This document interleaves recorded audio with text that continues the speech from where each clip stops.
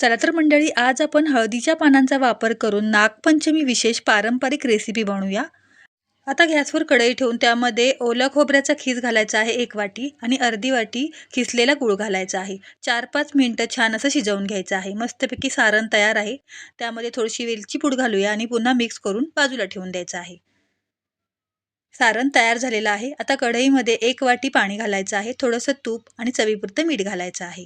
पाण्याला खळखळून उकळी आली की त्यामध्ये 1 वाटी तांदळाचं पीठ घालायचं आहे आणि व्यवस्थित मिक्स करून घ्यायचं आहे। आता तुम्ही बघू शकता पीठ व्यवस्थितपणे मिक्स करून झालेलं आहे, हे बघा। आणि उकड सुद्धा आपली छान शिजलेली आहे। आता गॅस बंद करायचा आणि 10 मिनिटं झाकून ठेवायचे। 10 मिनिटांनंतर उकड एका ताटामध्ये काढून घ्यायची आहे। मस्त वाफ आलेली आहे। थोडीशी थंड झाली की पाण्याचा हात घेऊन घट्टसर गोळा मळून घ्यायचा आहे। मस्त पीठ मळून झालेलं आहे। त्यातला एक छोटासा गोळा घेऊया आता। हळदीच्या पानांना थोडंसं तूप लावून घेतले आणि त्यावर हा गोळा ठेवून छान प्रकारे थापून घ्यायचा आहे। हे बघा, थोडासा पाण्याचा हात घ्यायचा आणि थापून घ्यायचा।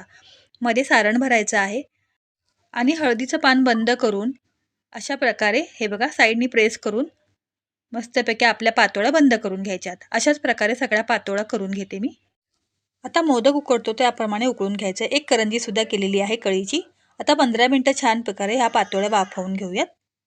हे बघा, मस्त वाफ आलेली आहे। मस्तपैकी आपल्या नागपंचमी विशेष हळदीच्या पानातील पातोळ्या तयार आहेत। रेसिपी आवडल्यास लाईक करा।